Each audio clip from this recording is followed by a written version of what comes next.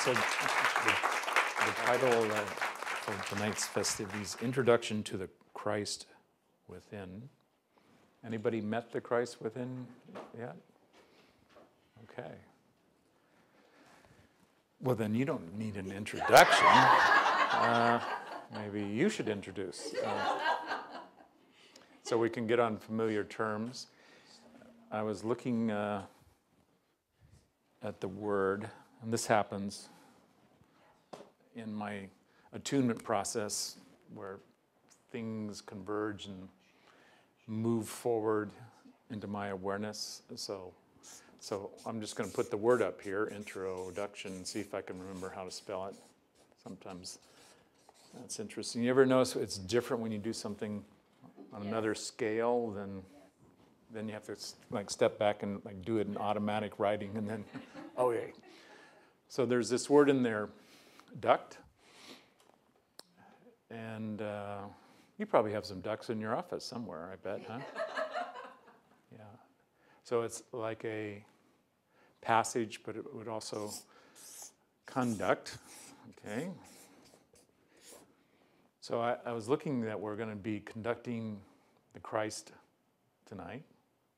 And, you know, the beauty of that is like the kingdom of heaven. It's at hand. It's in the present. So we don't have to go anywhere other than within, because that's where it's sourced, like some other things that are very important. What else do we source within? Anybody got an idea of what that might be?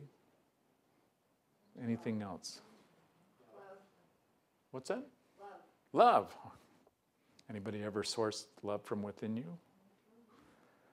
What else? Peace. Okay. Joy. Grumpiness. What was that one? Grumpiness. Grumpiness. No, that comes from outside. That's an invader. And you need to get them, get out of here, go. Compassion. Enthusiasm. Imagination. How about your breath? Anybody? Yeah. And then where does that really come from? You know, that's worth thinking about too. You know, so that when we do breathing, something happens. And we could say it's like some exchange of oxygen and carbon dioxide or something on that order. But there's something else going on that is like a spark. Anybody ever had that experience when you're breathing? There's something's igniting, something's on fire or being illuminated and lit. Look what happened with this word today, this word duct. You know. And there's another way to look at it, and it was right in the word, induct. So we could just take this part out and say, well, that's something like the real opportunity or something like that. That's what I came up with in my spare time. And then the last part of the word, when we see T-I-O-N, just consider that always relates to something in action or in motion. It's happening. So there's where we're going this evening. I'm still on research mode because it's the first time I'm conducting this workshop, as far as I recall, but more and more I find out my memory is kind of a joke. See, like that. So what I think I remember, it's often very funny, later at least. And then what I don't think I remember, then that gets funny too. But I'm interested in who put this class together because they did a really excellent job, because I was kind of going into it yesterday and having this experience of conducting and inducting the Christ within. It was really beautiful, which of course is nice. And then I made all these notes and it just got really involved, and I was wondering, is this going to go on for days? Because I was having some very deep experiences.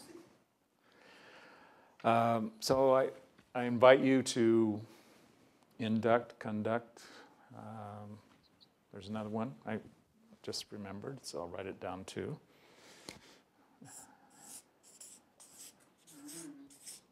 So, product. So that often would be related to something that's a result, something we create or manifest from production or something like that. So definitely there's an opportunity to engage, and then for those of you who would consider, I haven't been properly introduced to the Christ, and then you might want to consider, would you like that opportunity? And if so, you came to the right place, because that's our purpose for the evening, is to introduce the Christ.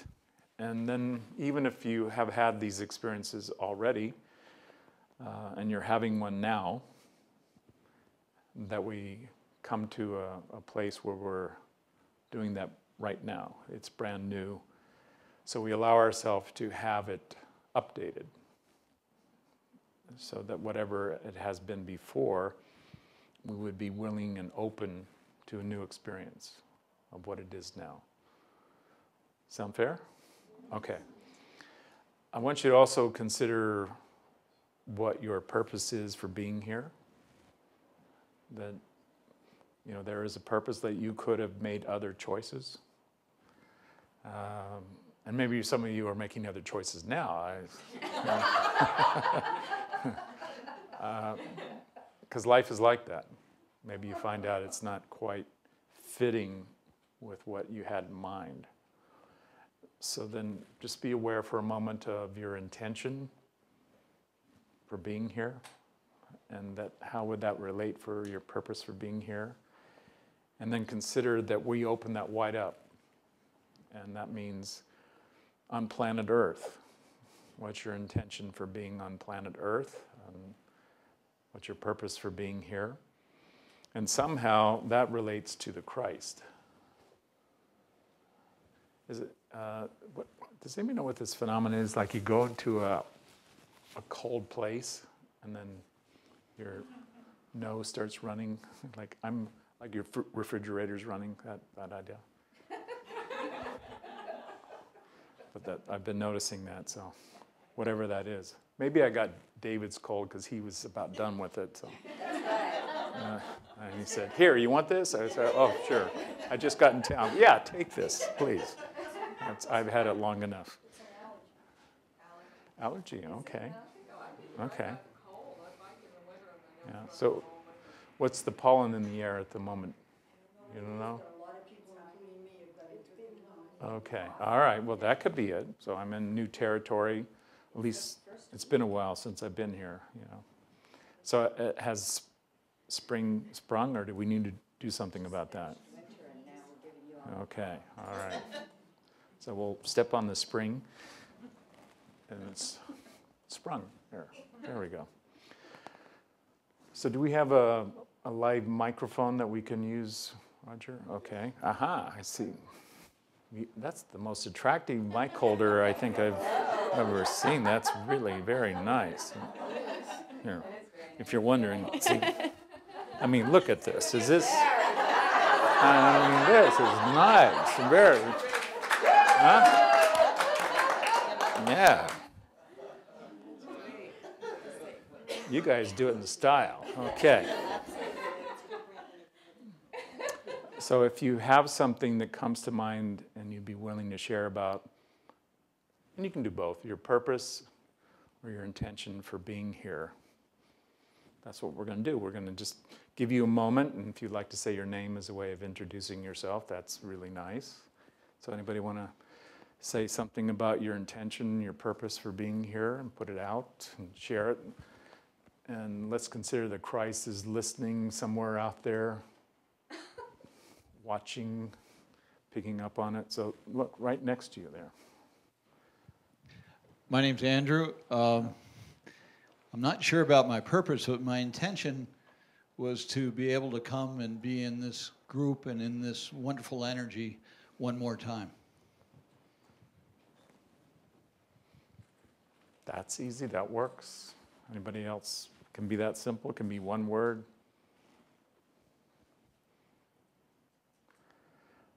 I'll do mine. My intention is to be with you in who I am and all of what that is, including the Christ, including the traveler consciousness.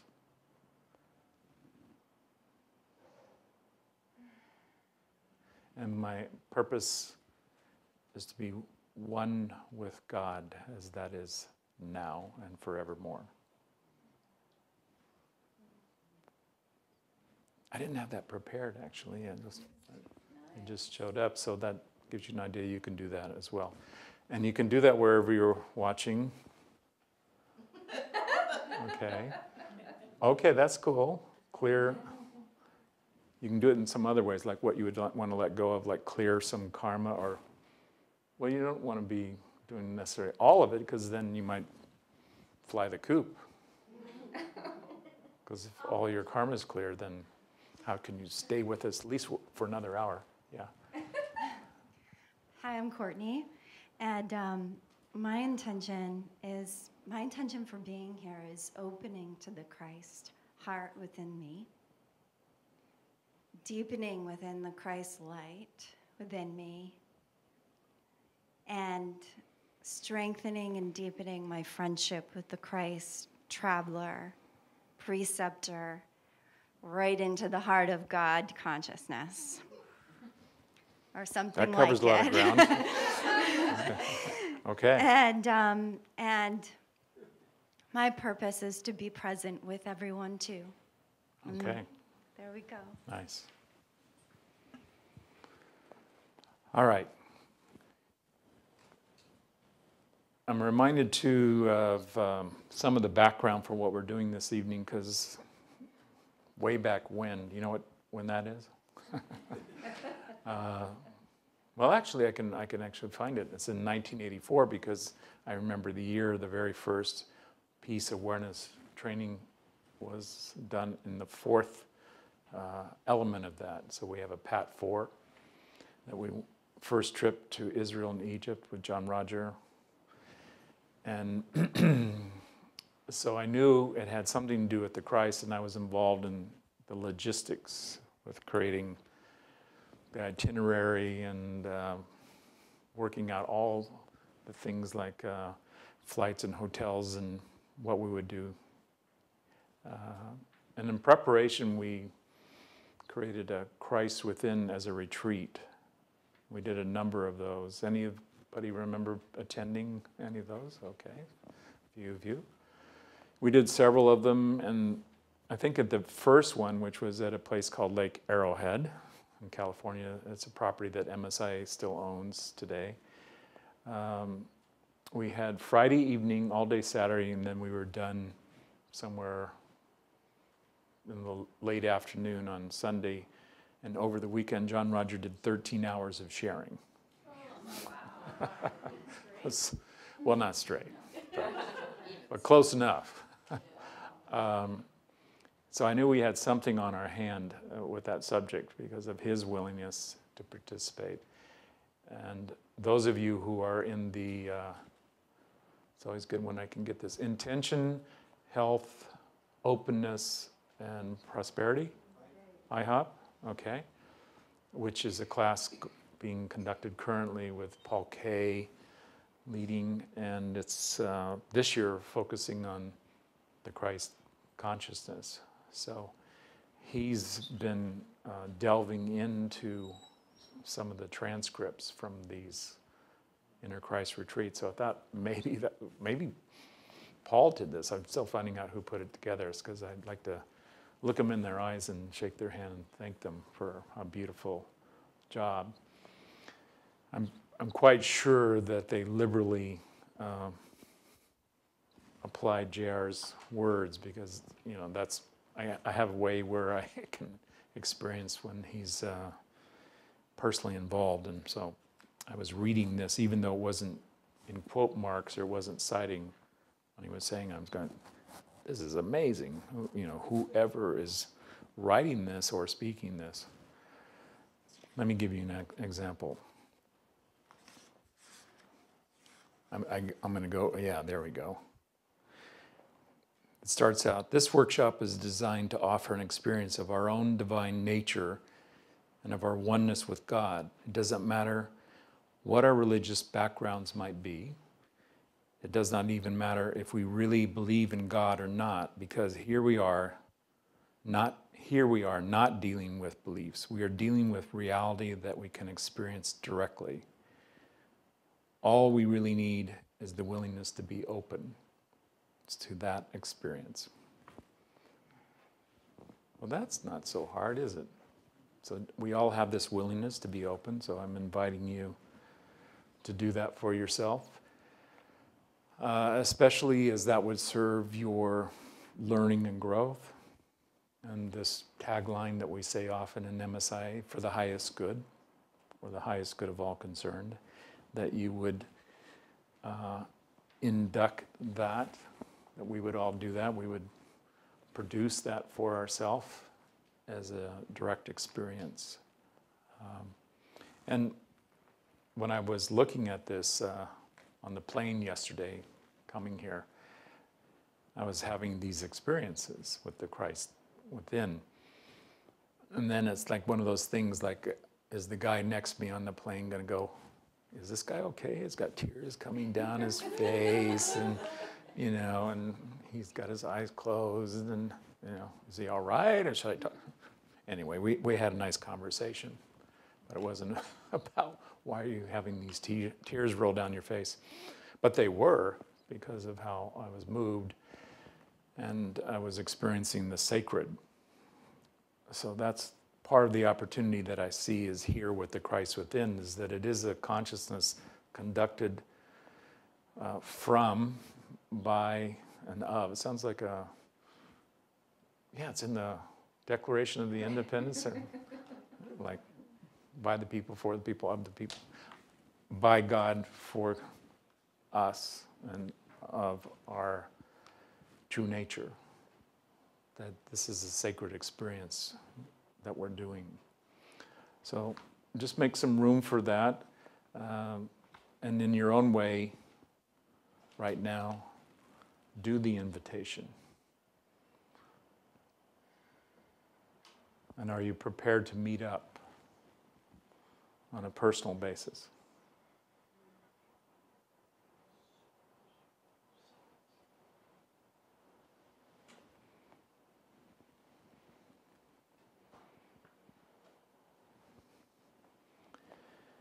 And then if that in some way takes you to another place, I'm going to be speaking to that, because we're going to be, at least in our creative imagination, we're going to be transporting ourselves to a direct experience of the Christ that's already present within us.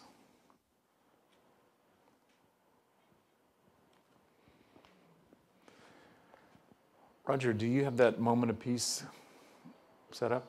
Okay. So the good news, if you're online, we can show it to you. Here, you're going to need your creative imagination if you want to see what's on the video, because we don't have that mechanism for us, but we do have the words. So you'll hear the words, and these are from John Roger.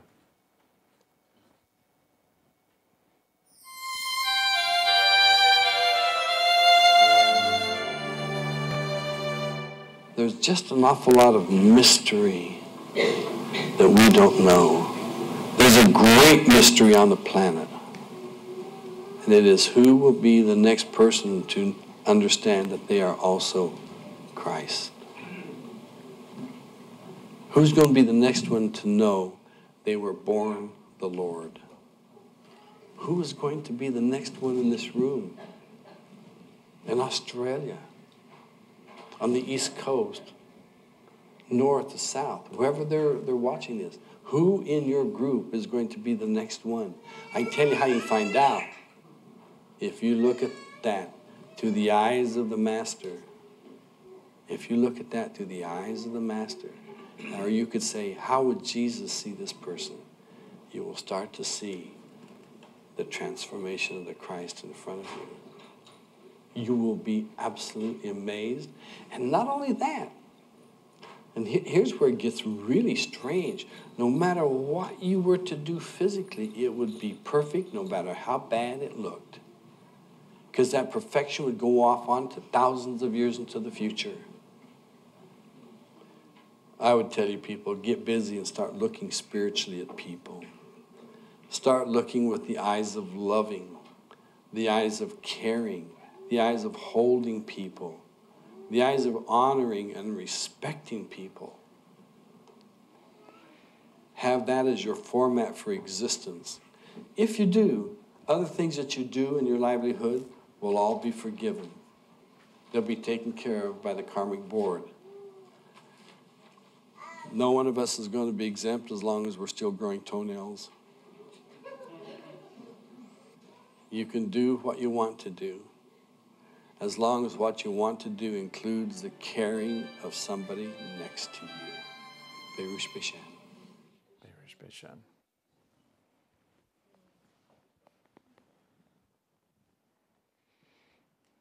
So are you experiencing caring towards someone next to you? And then consider you're also experiencing their caring with you, towards you. And consider this is another introduction to the Christ within, as a consciousness that cares for whoever is next to you.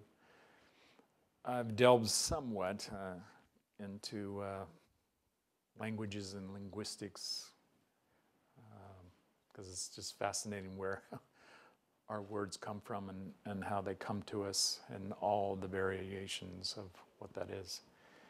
And so I was looking at the Aramaic of some of the scriptures, and they're out there if you ever get interested in, if you, for whatever reason, didn't know that was a language of Jesus when he was on the planet. And I think most people would consider that was his mother tongue or something very close to that. And the word for neighbor in Aramaic, it translates to whoever you meet. But that opens it up quite a ways, doesn't it? But then you go, well, some of my neighbors, wow, can they be strange? So they would still be a stranger. And in traditions, particularly in this part of the world, which we know as the Middle East today, but we know it as also the land of the Bible. So the stories in the Bible, for the most part, are coming from these lands, these cultures. And in the traditions of that part of the world, often when you meet a stranger comes to your abode, your tradition says you invite them in, you treat them as a guest and not just a guest like, oh, okay, well, I'll put up with you because you knocked on the door. But it's more, no, give them the favored place. Ignite the lamps. And there's a reference of not putting the lamps under bushels because of the light. And in the tradition, the lamps of that time of Jesus were probably mostly oil lamps. And the oil was something precious. And so that often when people came as a guest, to honor the guest, you would light the lamps as a way of showing that you honor them in your home. But some people said, well, they're not that special. And besides, I think we need that oil, so why don't we put away some of the lamps so they don't see them, and we'll light the ones that they do see. That sounds like human beings, doesn't it? And then Jesus is imploring people, no, light those lamps. Because there's someone watching all the time of how we conduct ourselves. If we are doing what the Christ within would have us do. And what is that? What is that consciousness? It's a consciousness of the beloved, of the divine nature. Another way to look at it is it's our true nature. It's who we are. So that as we wake up, as we open up and realize ourselves, we find out where this God in flesh. And that we're a kindred. So we're on family terms with our Creator. That makes it personal. Now in this world, I'd say there's something about the conditions here that make it rather strange, because when we consider the Creator in, let's say the one we call God, and that has lots of ways of saying that, so there's many names for God, the deity, and if we open that up and consider there's one God, one Creator of all, which is how we look at it in the movement of spiritual inner awareness, that we all come from the same source, that it's a living source, because there's been arguments, something to the effect that God's not around anymore, or God is dead, or something like that. And just consider that we're in a very active relationship, and then the opportunity is to open the door so we have more conscious awareness of this relationship. And it's upon us to knock, so that we have this interest to meet up with our Creator. If you're like me, it's like, I don't know if I'm so interested in that. You know, there's a part of me that wants to preserve my life in this world, so that if it's required to leave this world in order to meet up with my Maker, that in some way we have plans to delay that or avoid that. I'm seeing some recognition in your faces. Yeah, I have my plans, so that I maybe put that off as long as possible or something like that. But let's consider that we can meet up with this consciousness of our Creator that we call the Christ, and that's originally a word that comes from Christos. Anybody recognize what language that one is? Greek, okay. And Greece is not so far away, and some people consider, well, it was very much a part of the Holy Land, you know, like an extended territory. And there were many, when you were traveling and doing what merchants do and the like, then there were many cultures, many languages being spoken within the region, and often people needed to have, you know, linguistics, multiple languages in order to do business. Not so different today either. But that word also comes from a word that means anointed. Like in Hebrew, and I'm not so good at the pronunciation, but Mashiach, is that? Mashiach. Okay. And it's like, well, that's the Hebrew word.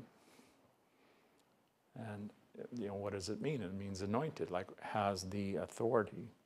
And in the anointing, in the ceremonies, often it was done with oil. And there's some stories about that around Jesus, that, you know, very precious oils for anointing purposes were used on his feet, and some of his followers didn't care for that, like that's wasting good oil. What do you know, don't use the oil on his feet. I mean, that's, you know, the kind of oil you'd use in the most sacred ceremony. And Jesus made a point of, for what's going on at the moment, what's being demonstrated for you, the most precious oil is being used for something it's not usually used for. That something is being cleansed, something is being released. You notice how these words are just kind of coming out. So I don't have these prepared. These are what are showing up to share with you and tell you in our preparation. We're about to do a meditation that was planned, so at least I'm following that part of the program. But I wanted to read some more words. And again, I don't know the author, but I'm thinking whoever they are, they know what they're talking about. We all share a tremendous spiritual heritage. For the most part, though, we're not too aware of what that means. We may have been brought up in a religious tradition, and perhaps we follow it for just that reason, because it's tradition. Maybe we go to our place of worship and listen to sermons about God and man. We may love that aspect of our lives because it brings us together in a fellowship with our friends and bonding with our family. But the essence of a spiritual heritage is much deeper and more vital than that.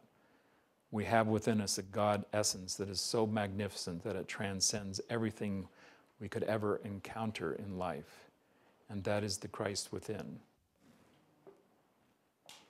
So we have a presence that's as close as our breath, and in the breath is a vital force, that our life comes from something or somewhere or someone beyond our conscious awareness, and yet we know it. We know it as we're alive, that something's happening here, and that we're in relationship to another.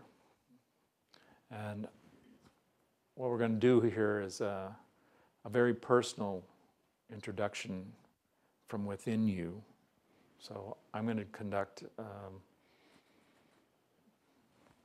an inner process, I'll call it that, directing all of us to meet up personally with the Christ within. Now that will be determined according to you, because we're going to a place inside that's sacred. You could look at that as secret, like it's not for anybody else to know. It's in your own thoughts, it's in your own experience directly. I'm not going to make you share about it. Could I, really? But you may have an opportunity later to share the experience if you so choose, because you're moved to share it with your family, with your beloved, with your neighbors. We're all called upon through the Christ to love our neighbor, to love who's next to us, even if it turned out to be our enemy, or the one that would be the most difficult to love.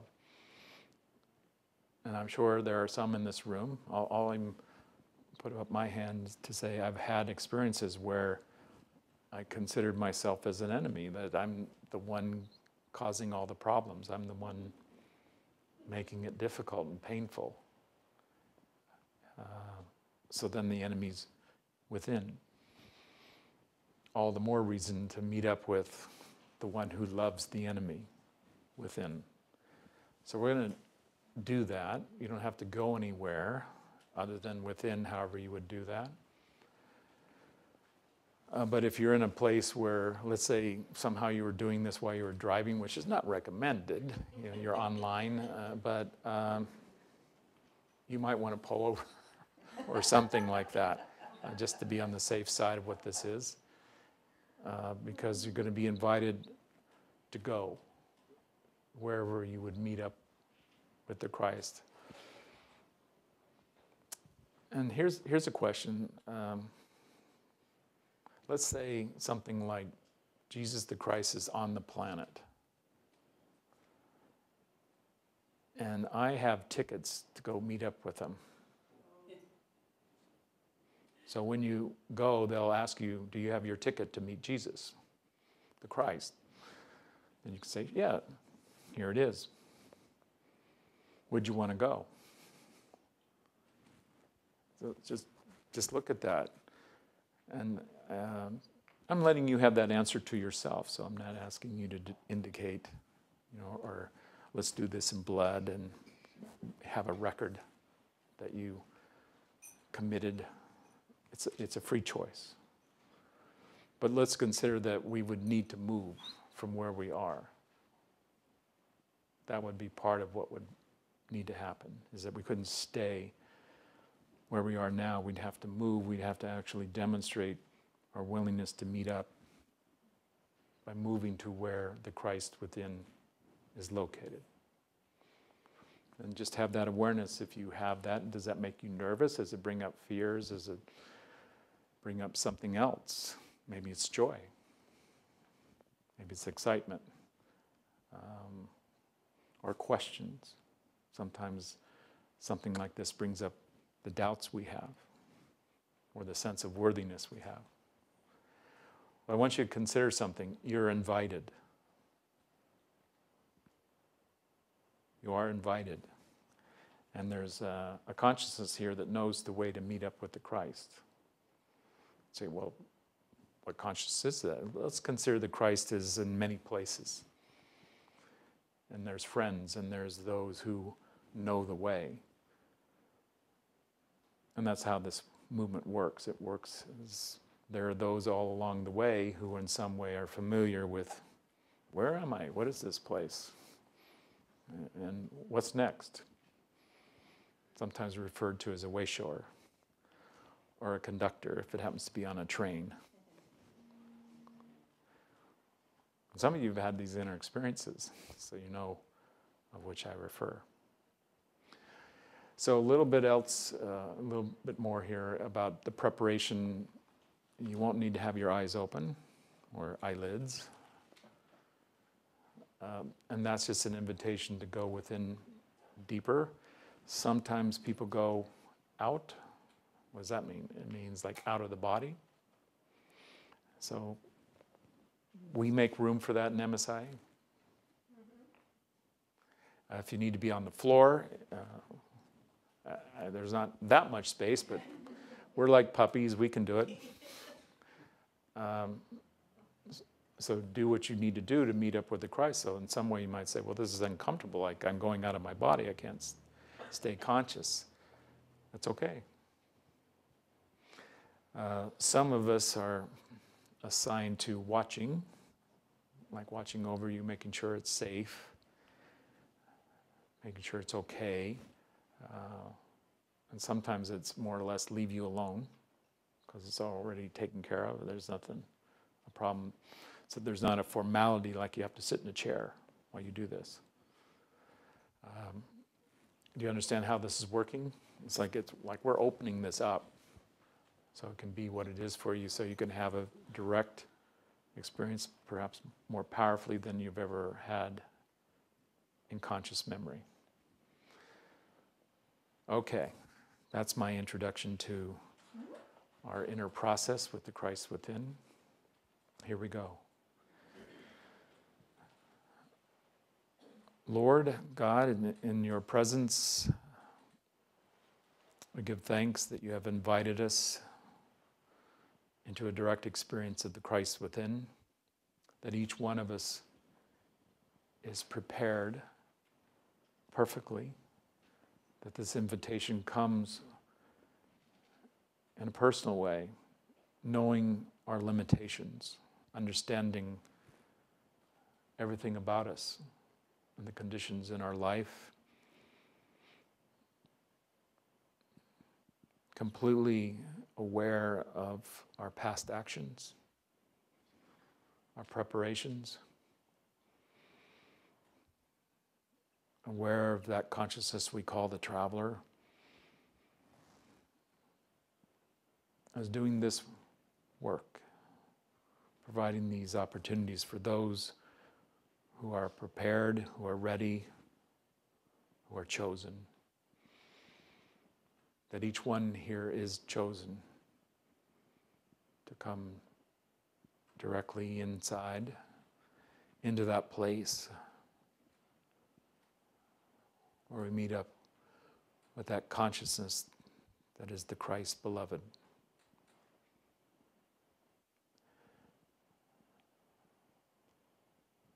And this can vary. So consider it's something very personal, that it may be just you. There may be others who are with you, who are already present in this place, who are still coming. That it is a gathering of those who have been called and those who are choosing to be here.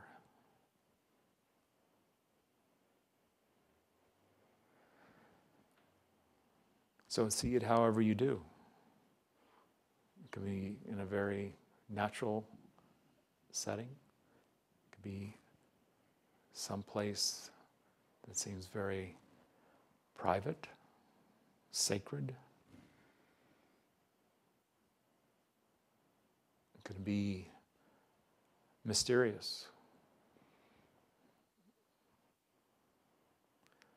Everybody here has come willingly, openly. So the choice to be in this gathering is free, free of any restriction. Yet it is also something that is joyful, peaceful, harmonious. You may be aware of what that is. So there can be laughter. There can be singing.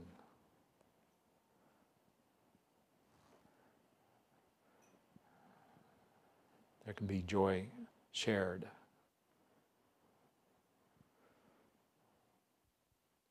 Gladness at meeting again.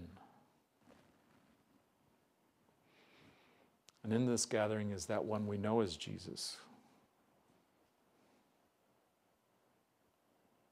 Again, this may be something very personal. You and Jesus. And there's an openness to embrace you,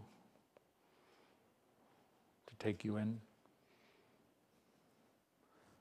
that you can feel the loving, and it's personal. You can feel the presence of the holy. You can feel the forgiveness.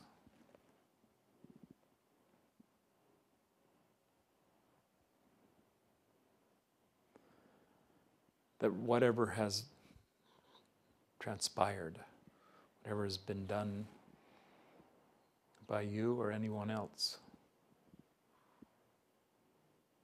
it's all in this love of the Christ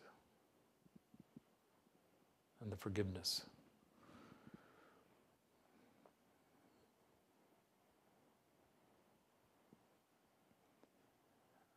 You're aware of what remains to be done in your life in this world.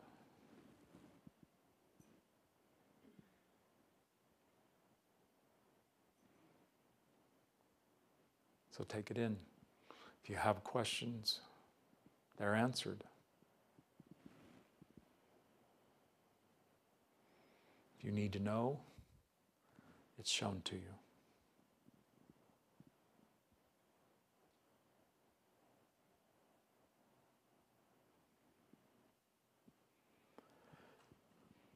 If there's any concern about others, those you love, or even those you fear, you're shown how that is something that Christ can always handle. Through the strength, the wisdom, most importantly, the loving, the caring.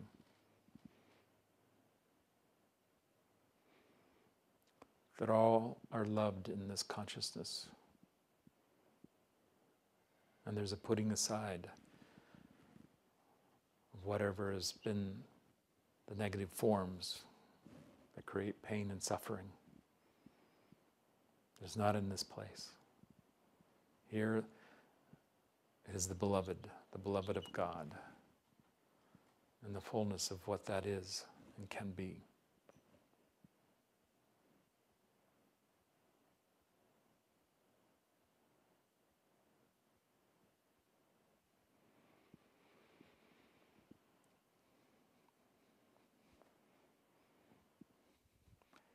And what is in your heart to express? Look into the eyes of the Christ. Express what needs to be said. And even if it's not said, it's understood.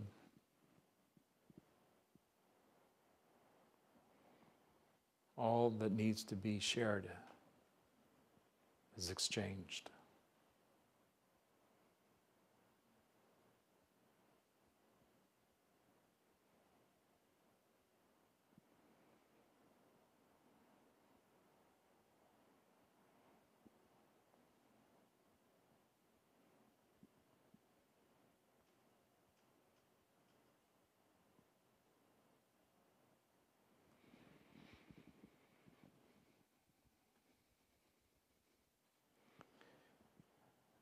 In the way of the Christ, there's an opportunity for you to take on this consciousness.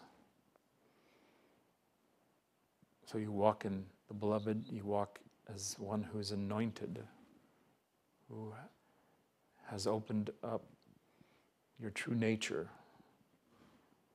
so that you are entrusted with the gifts, the abilities that come from Spirit.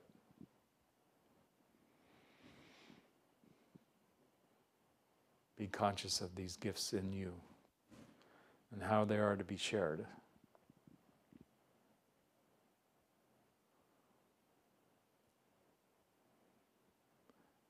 So you become one who is a servant of the Most High, sharing what is intended in perfect ways and perfect timing. That you know what cooperation is, you know what understanding is.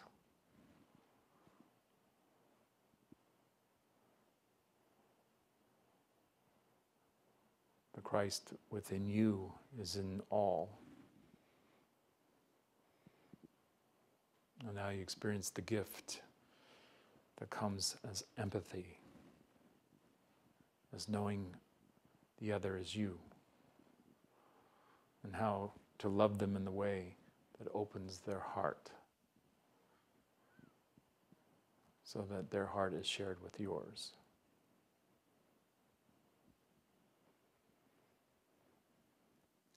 And you can see this all around with everyone and everything.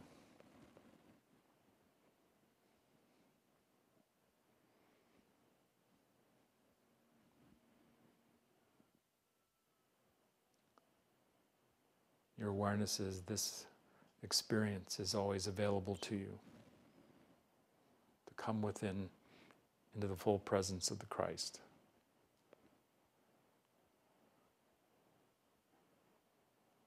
To bring your openness, your willingness to be the Christ in communion.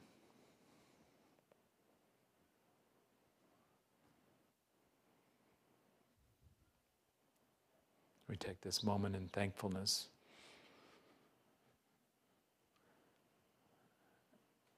and the words that mean it is done.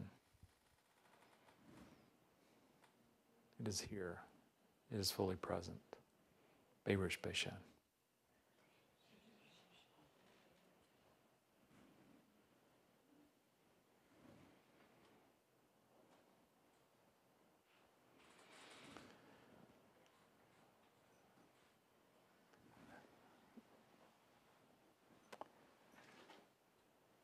Well, you may want to write some of what that experience is down. It doesn't have to be now, but it could be now. And those papers that we have with the questions on them, I think if we go ahead and hand those out if you're ready for that. But online, I think you have some version of these questions. There's 6 of them, and I'm just going to go through them to give you a sense of how you might respond. First one is, how do you judge yourself? If you came up with, I don't, that's okay. Or that's been there, done that.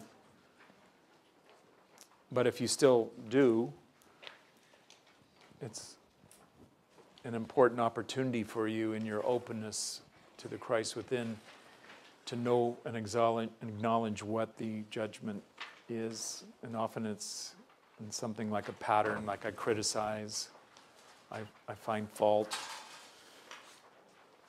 Eventually that comes around to you. Those of you who've done this work in MSIA know we delve into forgiveness a great deal, as much as necessary. So that's where we're going. That whatever the judgment is about yourself, and the second question is about others, then there's a process that can lead to clearing and letting go of the judgment and it involves acceptance. I'm sure most, if not all of you, have heard by now that that's a spiritual law. That it's a very important step as we move toward our spirit and our greater awareness of our divine nature, that we need to move through acceptance, and not just partially, complete acceptance, that we in some way give up the struggle, give up the disagreement with God's creation. And if you want to know what I see as a very important ticket out of here, so you don't have to come back, you don't need to come back into this world or the negative creative worlds, it would be that you function fully in acceptance. That it's not your issue what the Creator did or didn't do.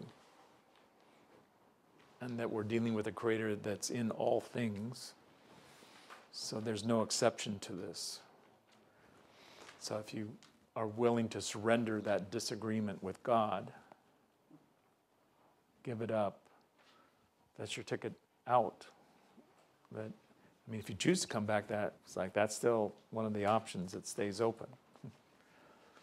That we would, in a sense, come from our home in what we refer to as the soul, and that we would come into the psychic material levels to do work. You'd go, what fool would do something like that? You know? Well, maybe it's a servant, and often it's done with a protection. Those of you who had the experiences with, I'll just call it the cosmic Christ, or the radiant form of the Christ, then you would understand, like, oh, it could be in the world but not of it. Or you've seen something like angelic forms. See, the terms start making it difficult. What it is not difficult. When you have the experience, that's all you really need. And even if you have it intuitively, like you feel the presence, and then you go to look at it and it's like you're not seeing it because to look at it directly seems like it's not allowed. And I look at it as the wild kingdom. Like, how do you get close to something that's wild? And not often in our lower nature do we get close to something wild. That thing that's wild knows how to stay away. I mean, those of you who know wilderness, you know, that's right. Yeah, we figured out ways to bring them down, so to speak, but there's a reason why the wild nature is wild, that it requires us to come into that frequency, to come into the frequency so that the angel would let you look at it. The presence of the Christ would let you have the awareness, even if it's in another state where you realize I'm not in my body, because my body doesn't know how to do this, or my physical vision doesn't know how to see that way. It's like, okay. So that's part of the value of doing what we call spiritual exercises. You develop the attunement so that you can adjust into the inner experience. And there's a way through the creative imagination to make that bridge so you're more aware of it. So go ahead and exercise that at times, that in the last 20 minutes you did have an experience with the Christ, a very direct one, even if consciously in your mind you said, well, I don't know what I saw. I saw my car was dirty and it needs a wash. Yeah. Why was I seeing that when I was having a direct experience of the Christ? It's like, well, minds are like that. And personalities are like that. That we can be in two worlds at once. We're multidimensional. So by using your imagination to bridge into the inner experience, you can develop this ability. Still, even if you said, well, I've been doing that for 40 years now, and I still haven't really had the experience consciously. And it's like, okay, I've heard that before, but I want you to consider that you have. It's just you just need to work your memory a little better. like exercise. How would you imagine it? How would you see it? And at some point, it becomes kind of spine tingling where you realize I'm not making this up. I'm seeing this. But it's like my imagination, but I'm seeing it. Some of you know exactly what I'm talking about. And it can still read like an imagination, because try to tell somebody, hey, I saw an angel. I saw an angel. Oh, yeah, what did they look like? Well, they had, you know. Right. What were you on? What were you taking? You might want to, you know, stop that. Because this world doesn't necessarily recognize it.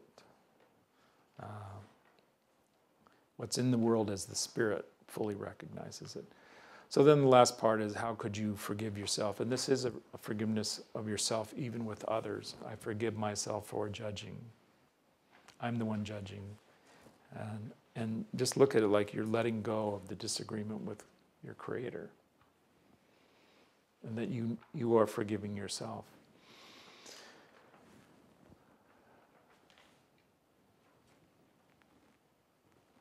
We have something that was selected, and again, I don't know who selected this. That's my way of saying I didn't. Of all the things that could be chosen as a moment when John Roger talks about the Christ within, whoever put the workshop together selected this excerpt. And my version of what JR is doing is, it's like he's doing Genesis. And he's done that on several occasions. If you've been around like I have, you know, that he's spent a great deal of time talking about that book in the Bible, the first book. And even though I don't remember him talking about it, it's a parallel. It's like John Roger's Genesis of who are we and where did we come from. You ready, Roger? So this is audio, am I correct?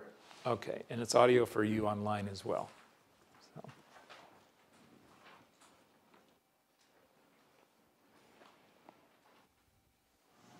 The body is the big loser, El cuerpo es el gran perdedor and we pay so much attention to it. y le prestamos tanta atención. Think of this in a new way. Piensa de esto de otra manera nueva. Universal intelligence. Inteligencia universal. Many of them, intelligences. Muchas de esas inteligencias. We're sitting talking. Estamos sentados hablando. They said we have a perfect universe. Y dicen, tenemos un universo perfecto. It is the best. Es el mejor. But what do we do with it? Pero ¿qué hacemos con él? Let's make a planet. Vamos a construir un planeta. Let's call it Earth. Llamémosle planeta mundo. We will make it perfect. Lo vamos a hacer perfecto. It will be like us. Será como nosotros. It'll grow, it'll change. Crecerá, cambiará, It will multiply. multiplicará. It will be beautiful. Será bellísimo. Now we have a problem. Y ahora tenemos un problema. Who should we put there to enjoy it? ¿A quién colocamos ahí para que lo disfrute? So they said, let's put all these animals. Bueno, vamos a colocar todos estos animales ahí. So animals do what animals do. Así que los animales hacen lo que los animales Before hacen. long, the intelligences got bored. Y en poco tiempo se aburrieron las inteligencias. They said, all those lions do are chase. Y dijeron, lo único que hacen los leones es perseguir a otros. All the elephants do are eat trees and poop. Todo lo que los elefantes hacen es comerse los árboles y defecar. Boring. Qué aburrido. Let's put a human being down there. Pongamos a un ser humano ahí. But they'll be just like these other animals. Pero van a ser iguales que los demás animales. Let's give them a mind. Démosle a ellos una mente. In that Y mind, en esa mente we will insert vamos a insertar what we call free will. lo que llamamos la voluntad. We know it's free choice. Sabemos que es una opción, una elección libre. None of us have free will.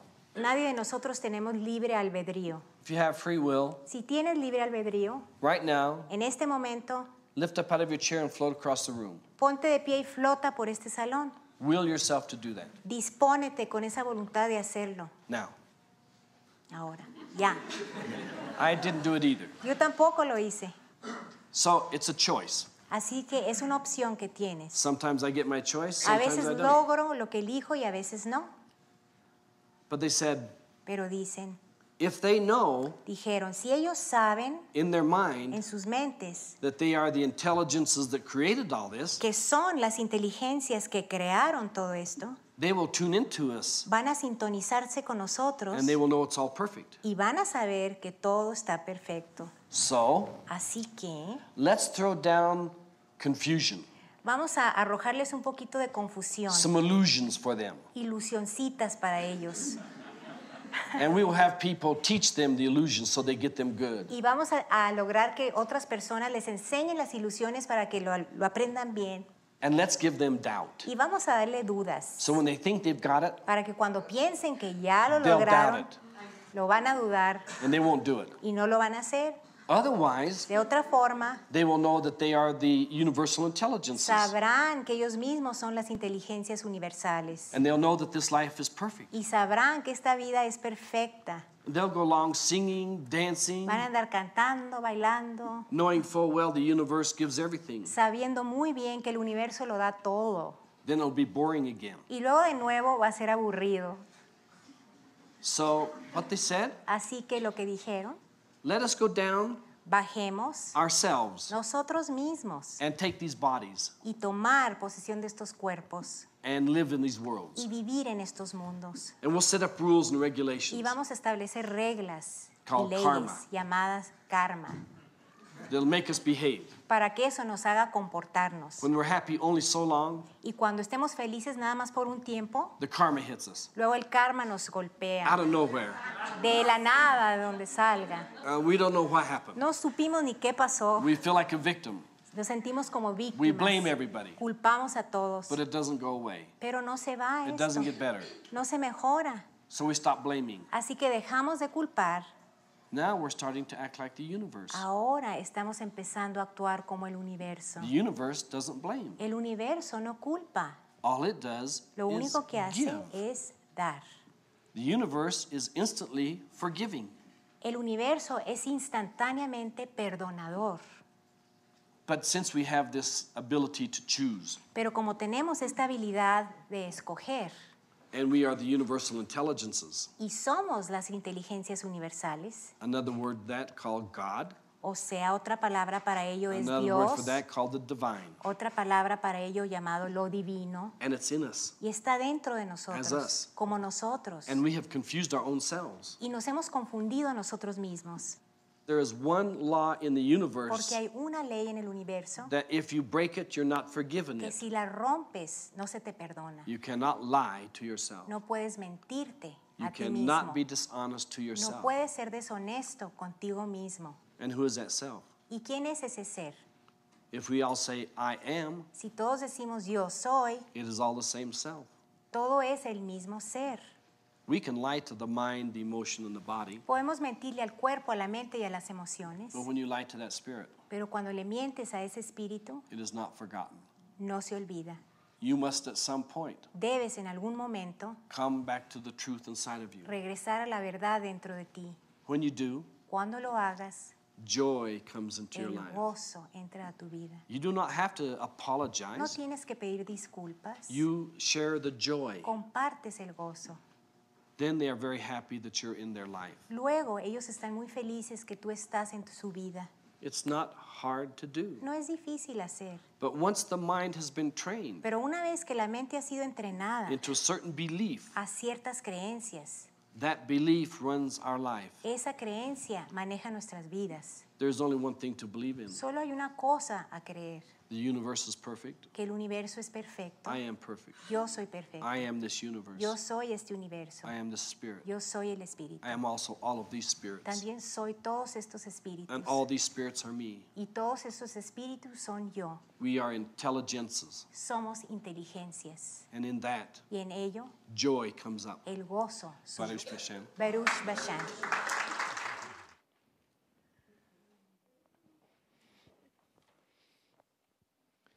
Jar's Genesis. Without a boat, but they, some things come in time. So then, you know, I'm reminding you of things I'm sure you've heard over and over, probably long ago, about the Christ as Jesus presented it, represented it, that we're still in this, that something was passed on into the generations to come, along the lines of, this too you shall do. So when Jer was earlier asking us, well, who's going to be the next Christ? Well, I think he was just talking about those people then, right? The ones that were close to him. But the ones who were close to him scattered, if you follow the story. And then also their lives became testament, demonstrations of what would happen with the Christ within when it's expressed into the world, and how would that come about. You know, my philosophy is, even though part of that invitation of the Christ was to pick up the cross, that if you're not willing to do that, then you're not really worthy of what it is. So it takes great willingness to personally sacrifice. But what does that mean? It means that we gain something in the world to come. So we give up the things of this world to some degree. Those of you who've been in the peace awareness training, I think it's the number 2. So we have Pat 1, we have Pat 2, we have Pat 3. There's a part of it where we deal in sacrifice. Just in case you're wondering, what do they do in that Pat 2? It's like, you know, like, what goes on? And it's like, it's sacrificing things like jealousy, resentment, guilt, misunderstanding. It's like, well, what kind of sacrifice is that? I think I'd like to get rid of those kinds of things. It's like, isn't that ironic that the things that we would need to sacrifice are the things that are not our true nature, are not our Christed nature. So that in order to become the Christ, we let go, we sacrifice the things that are not of that nature. And another irony is, why would that be hard to do? Something like attachment. Something like we're not being true to ourselves. And what JR just shared with us, I heard that. You know, that there's a sin that's not forgivable, and sin would be off the mark, like we're off when we are not true to ourselves, when we're not true, when we lie to ourselves. And then what we're really doing is we're lying to the greater self. Ultimately, that has to be God. You know, that we're playing in the realm of being one with God, that's our heritage, and that we have a consciousness that has come into our midst and demonstrated how that would be processed as a human experience. Now, part of it was that it became a crucifixion, like the real deal kind of thing. But when's the last time you've had a crucifixion in this neighborhood? Well, you should come over to my house on a Friday night. It gets kind of rough. But I'm talking about that thing that would be really excruciatingly painful. So my point of view is, one crucifixion was enough. And our history says, well, there's been many. It's like, okay, but let's just say the sacrifice that was necessary is already done. You know, that message is part of it, is that what needed to be sacrificed for our transgressions, including where it's not forgiven. Like, well, then if it's not forgiven, then what does that mean? We need to come into our truth.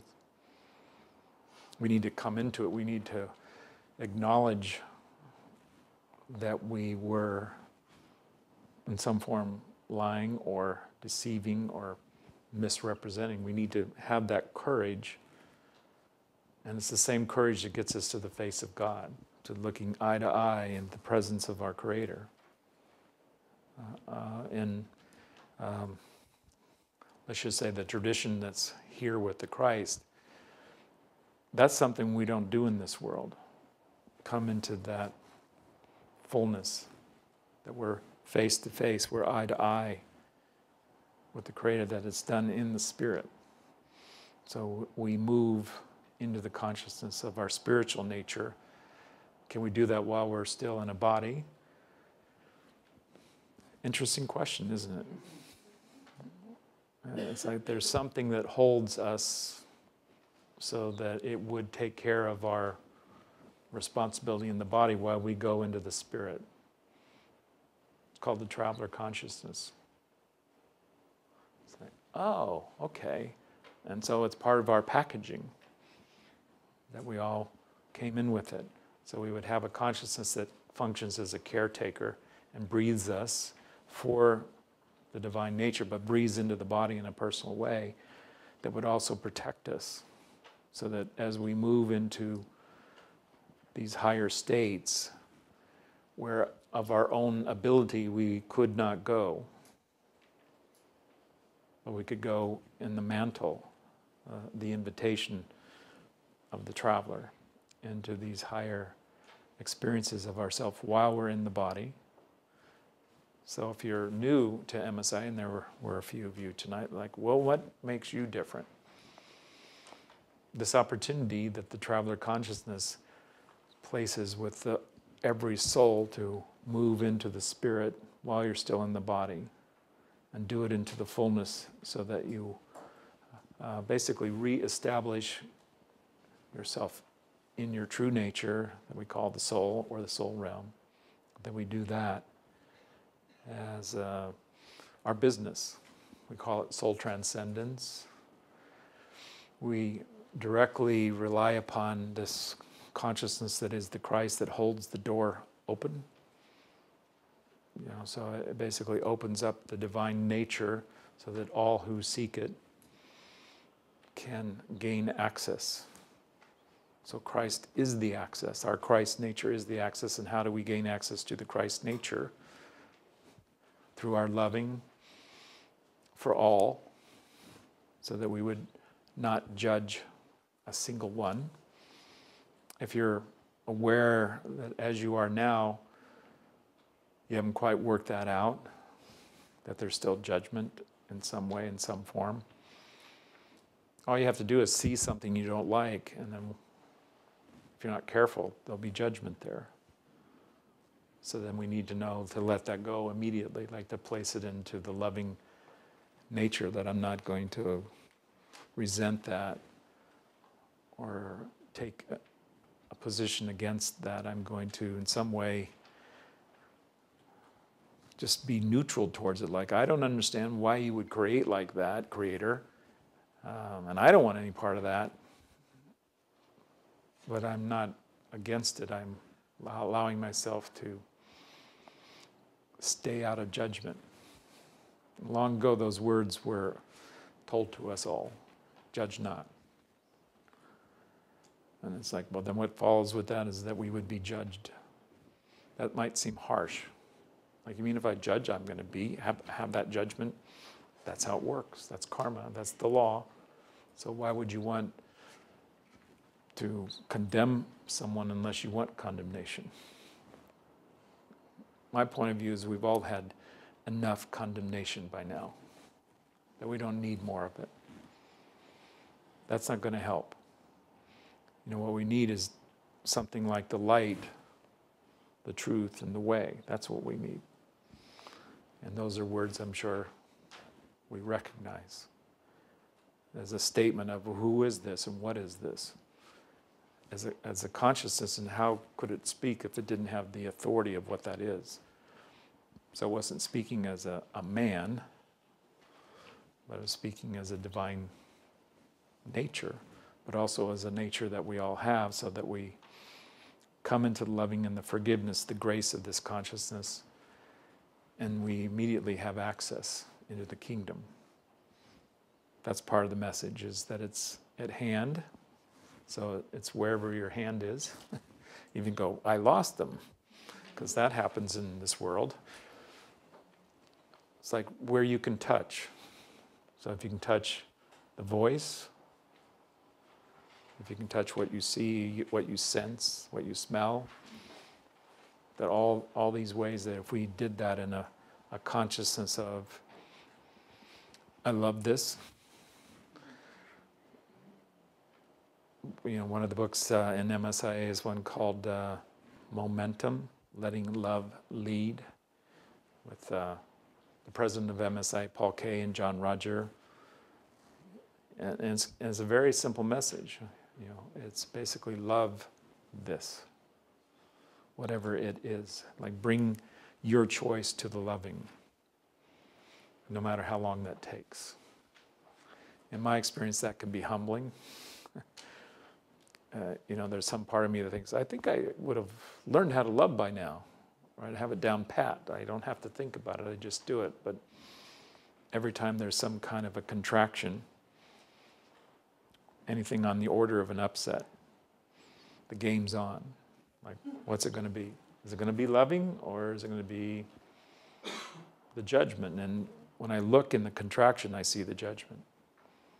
It's like something got out a nail and a hammer and said, we're going to nail this. That shouldn't be that way. They shouldn't do that. And we can turn that right into our own self and do the judgment toward ourselves.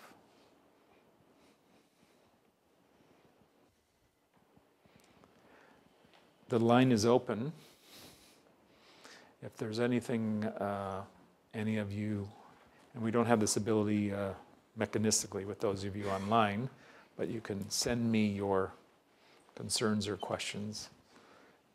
I'll see what I do with that. But if you're in the room, we call it sharing. I think most of you know what that is. So we'll bring you a microphone, and I'd like you to start out with your name. If you have something about the Christ within you'd like to share or ask about, the line is open. Right there. My name is Lynn, Hi, Lynn. and I would like to know why Christ was crucified. Why Christ was crucified? Well, I'm really thankful that in the movement of spiritual inner awareness in this church, it's not about, you people should feel so bad, it's because of you that Jesus was crucified. And but there are those who kind of do that from a pulpit. You probably have heard them, or some of you probably have lived with them, because if you want to do condemnation, you can pass it around, and some people elect themselves to do it in the name of Jesus, that they're speaking for Jesus, or Jesus doesn't like you, or I'm going to do what Jesus would do if he was here. He'd punish you and condemn you. But we're not doing that. So I just look at it as an exampleship of the willingness to give completely what he had to give, so that he had real flesh and blood, and I think it was real flesh and blood. I know people can argue about that also, but I do consider that. So it was a divine consciousness in a real body. I suppose we could talk about what was the Immaculate Conception? What was that? But was there a womb? I think there was a womb. So that's flesh and blood. So something was going on that was of a material nature.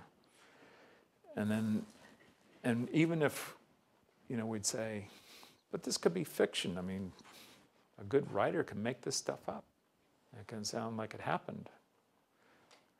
But you can still put flesh and blood on it, and that if somebody was crucified, and there's enough information that crucifixions went on, there's a museum, it's across from, let's say, what gate is that? I was in Jerusalem in September, and there's a place where the Roman Catholic Church has, when their people in that fold come to Jerusalem, they often stay there, including the Pope or that kind of thing.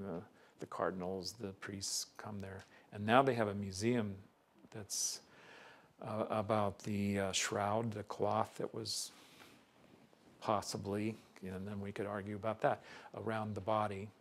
But in the museum, I mean, if you want to know about crucifixion, this museum talks about it and shows you things, and shows you what a crown of thorns looked like, and that they actually did these things, and shows you what planet came from and where you could find it. So so they're, and how they made it. So there's one in a case, like, there's a crown of thorns. That's what it looks like.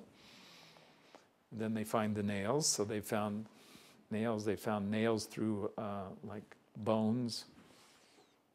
So then, I mean, people, I don't know. You've gone too far to stop this. Too much information. But you asked the question. So, part of my point is that somebody was crucified. And let's just consider that if it happened to one of us, if one soul came into a body and was crucified in the body, that's enough.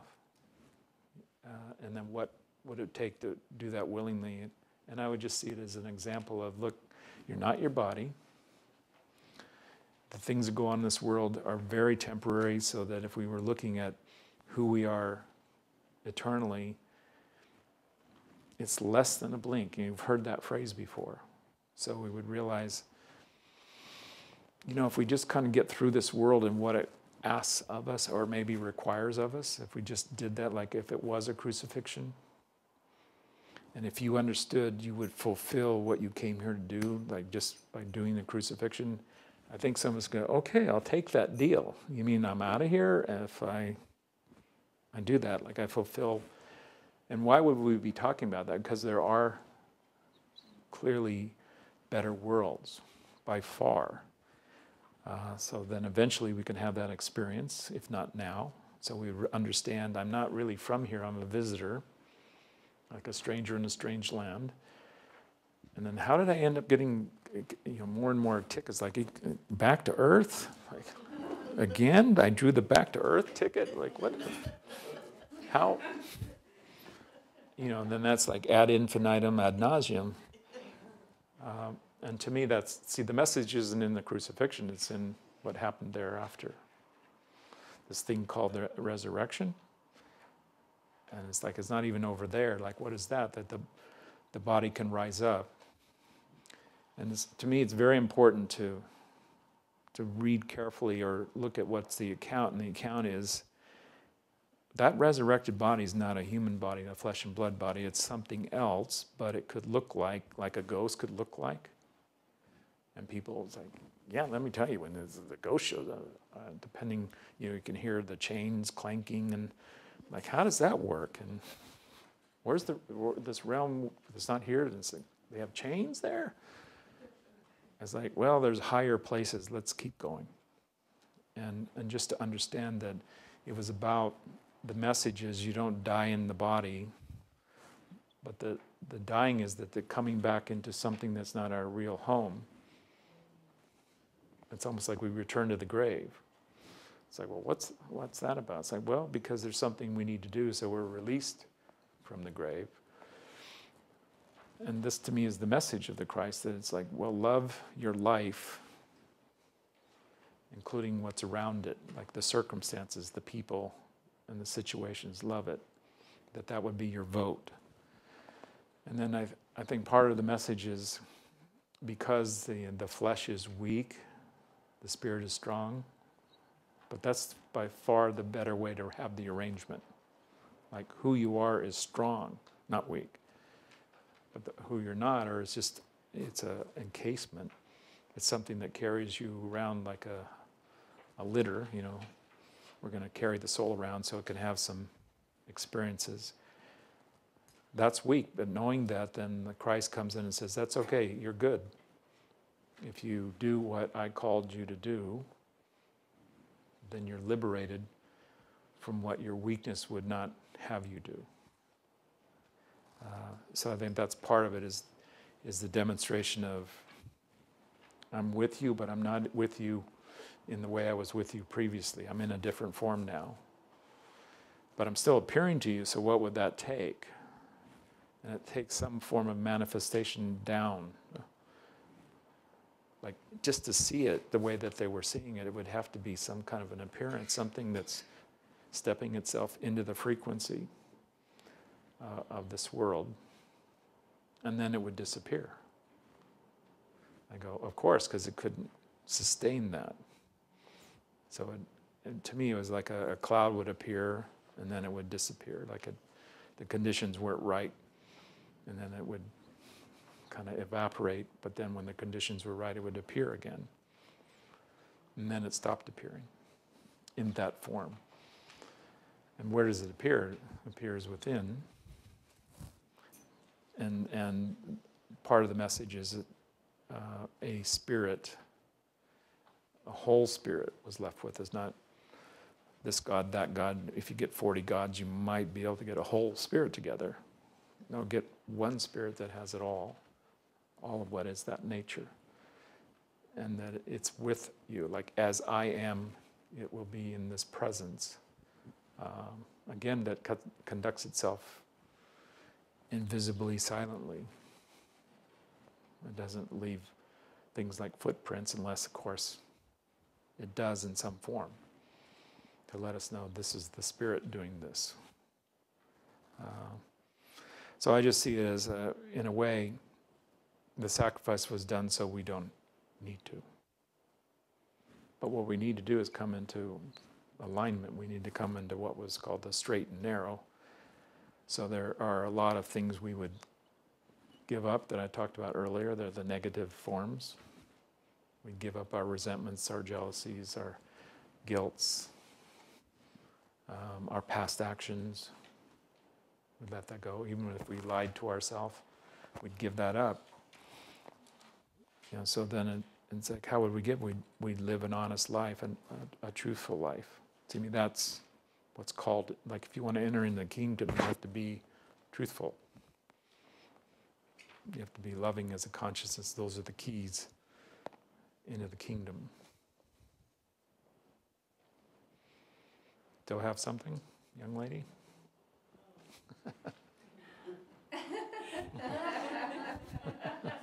Okay. Anybody else have something? Over here. My name's Andrew. In the New Day Herald, the current New Day Herald, there's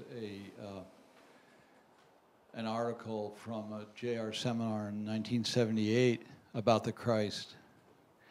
And one of the things I took away from it towards the end was where he talks about imagining that we're the Christ in our imagination, and then in our thinking, in our mind. And I just wondered if you could talk about that. Sure. If we seek, we shall find. So again, I started out earlier saying, would you be willing to move? Would you be willing to move to your imagination if that's the access point? And then we start trying to, in a way, conjure up like, well, what would the Christ look like and feel like, and go for it. And so we're reaching toward what it is. And there's higher forms of the Christ than the astral. But still, I don't think you'd be complaining if you saw the astral form. If you go, it's like, but keep going, because it's a form of stepping itself into the vibration or the frequency, the form that it would take, and it's different in the other levels. It's called the all in the all, amongst other names. But what it is like it's in everyone and everything as a divine nature, and that it still takes the form, but it's much more apparent than something. The access here is within, but it's already present. So the irony is that we find it not looking out here on some search, but that we finally find our Bodhi tree and let the snails crawl on our head, and then something happens. Like the thing I've been looking for, I just finally said, forget it. I'm not going to search anymore. I'm tired of searching. I'm doing my version, obviously. But in some way, we let go of the outer attractions, the attachments in the world. Then we come inside, and then just understand that once we find that access to it as a loving consciousness, as a consciousness where we find our serenity, so that the body might be shaking and quaking. Meanwhile, when we're in the spirit, we wouldn't have any idea that. Like they go, oh no, you were like you were in the frying pan. You were flipping and flopping and all over the floor, and you were saying these things in some tongue we didn't remember. And I was up, in this beautiful field, and listening to the water go by, and and leaves coming into the water, and noticing how beautifully emerald they were. I go, no, you were flipping and flopping, and and then we realize, oh, okay, that was my body doing that, because it doesn't know how to relate to that, and understanding that kind of thing, it's very crude, but let's just say it was necessary for the body to have its. There's a term for it, but it's like its own ecstasy. Ecstasis, like it had to, and so what it did was go into some version of like a clearing. What's it? A kriya. Okay, thank you. There's many terms for it. So that the body itself was being released. And so the body would look like maybe, well, it's being exercised, like. Both, you could say, are you saying exercise or exorcise? And it's like, I'm saying both actually, so that the negative or denser forms are having to release, and maybe they don't go like without a fight, like because they're trying to hold on. Like I got, a higher form. I want to stay here. Now it's time for you to go find another body that will host you. And if that's not done correctly, it's like then 7 more versions come back because the opening wasn't properly sealed. That it needs to be done as a completion, that the body's done with that form that can be there as a karmic creation, or what's it, accretion. Yeah. Some of these words I'm not all that familiar with, but just the idea is that we're doing precipitations, and then we're realizing in grace they're no longer necessary. The karma would have it there because we created it. The grace would be, that's okay. They're with me now. I have them. But in order for the Christ to have you and to walk with the Christ, it's not like, oh, you get to be the biggest jerk around. Do you understand that that's not practical? That if you want to walk with the beloved, you have to be in accordance with what that is. The story of Jesus and his followers isn't exactly pretty, but I think it's meant to tell us that it's ordinary, it's human, that it calls us such as we are. And so the key is that you have this willingness to go. So if it's telling you, come follow me, that's all you need to know.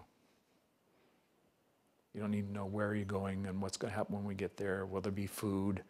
I heard about the fishes and the loaves. I didn't like it. It sounded like some people were making that up. So that people will bring their scarcity, their sense of lack, their mistrust. And often that's what we deal with in this movement, is people have it from the past actions. And it's like, well, what if you're like so-and-so and such, and when this happened and I was betrayed and I was let down and I was disappointed and I was hurt, and then in another round I was doing that, I was perpetrating that, and it's like, I don't know who I am. Am I the perpetrator? Am I the victim? It's like, you're neither. You're done with that. But you need to be done with it like you let it go, so that it's not something you identify with anymore.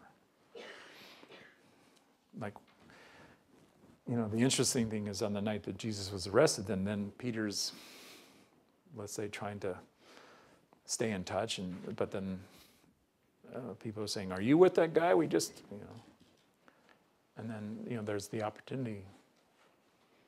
Do I want what he's about to have. I don't think so. I mean, we just put flesh and blood on you. Go, well, if you knew they were going to beat the hell out of your best friend and they say, you want some of this? You might say, no, I don't think I want it. Are you sure? Are you with him? No, I don't think. You might say something like, I don't want that. And, the story tells us that later Jesus is with Peter, but he's also working him. Like, hey, Peter, do you love me? Well, of course I do. I mean, I'm your best guy. I mean, you're number one. And, well, then feed my sheep. I say, what's involved in feeding my sheep? Well, I got a bunch of sheep in Rome. Go get them. Rome, that's where the Romans are, right? Aren't those the crucifixion guys? Yeah, but I have some sheep there. I want you to go get them. And then you can see the balancing of the karma. You go, well, that's a pretty rough balance. I mean, then Peter got some karma. It's like, okay, but then what did he get after that? I think it was pretty good. That he was demonstrating, like, come into this. Like, you can't just come into it like partially. You need to come into it as I came into it. And they're going to do unto you what they did unto me. It's like, well, I don't know if I'm ready for that. And to me, where are we? I'd say we're in a round where let's just go. Let's just go to the place that's prepared. But then what do we run into? We run into, well, I don't know if I can trust you, and I haven't had that experience. So what are you talking about? And say, well, get your experience. Then I won't have to talk to you. You'll be able to talk about it. But if you don't crack open a discourse where it gives you the coordinates and the access and here's what you do, then how can you say you're interested? Well, just do it for me, would you? It's not often as, J.R. referred to it as full-time pay for part-time devotion. Like, give me what you can do for me, but I just want to do what I need to do partially. It's like, I don't think it's going to work like that. Nonetheless, I think it's set up as with a pure heart. Like, with pure heart, you'll see the face of God. You'll know God. That's one of the blessings on the mount. What do they call it? Beatitudes. Thank you. That those who are pure in heart, that you carry a pure heart, you released judgment from yourself and also from others, so that you would walk in your life in this world pure in heart. Then you're going to see God. Your ticket is punched. And it's like, well, I don't even know if I met the Christ. It's within you. It's the one who's pure in your heart. It's like, oh, so I don't have to do the following thing. Follow your heart. The way we look upon what we're doing as an organization is it's not a religion. Why? Because typically that's associated with beliefs and behaviors and rituals, and it's like we don't really have that. But then, is there a way? I'd say, oh, definitely, there's a way, and that's very 100% clear as loving is the way. That's the one we say over and over, and you hear it over and over. Like, what is this movement? It's loving, but it's not partial loving. It's total, every day, all day, loving. And who's had a day like that? See, we're all the ones who are practicing. Like, yeah, I haven't had a day yet where I really got there. It's like, well, then do your part, then let it go. So what you strive in perfection would be completed as the Christ already holds it as an overcoming of the world. So it already did the job. And then it's also saying it's already within you, so you don't need to search. Just be who you are as a loving being. And by the way, that's going to take all your strength and courage. And then you'll probably find out you're come up short. Like, I don't know how to do that. And then Christ will step in and do it for you. And one of those junctures you'll be in the spirit. Like the part that's in the body is being taken care of. By the one who's taking care of you when you go out of the body, that one. And the Christ is an anchor. It's like an anchor into the world as the beloved of God. Also referred to as the Logos. Well, what does that mean? It's like it's at the core of what's here. But then what's around it is molten lava and fire and things that shake and quake and a lot of disturbance around what that is. So what's on the surface of the world doesn't always look very much like the Christ. But those who know it recognize it and walk in it. And then we can draw, fish in the ground, and someone goes, "Oh, you're," and the secret handshake and the wink, and so we know each other, like the Christ in me salutes the Christ in you. It's like, what is that? Well, it is a look or a vibration. That we would know each other by this loving. So often it has been silent and invisible to the world. And that's how we manage to do our work, is often in that way. So we come from mystery schools. We come from minstrels and poets, and because why? Because that's how we could do it. That's how we could freely move about when there was persecution for being who we are, basically.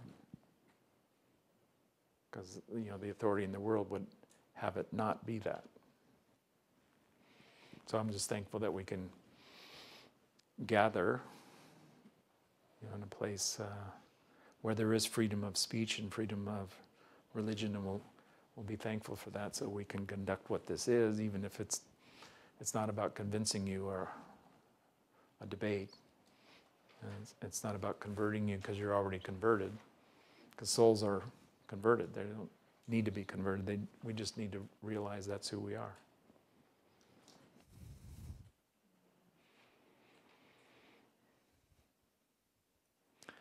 So let's be thankful that we chose to come into this introduction by the Christ into the higher state of what that is for each one of us, and that we claim it personally.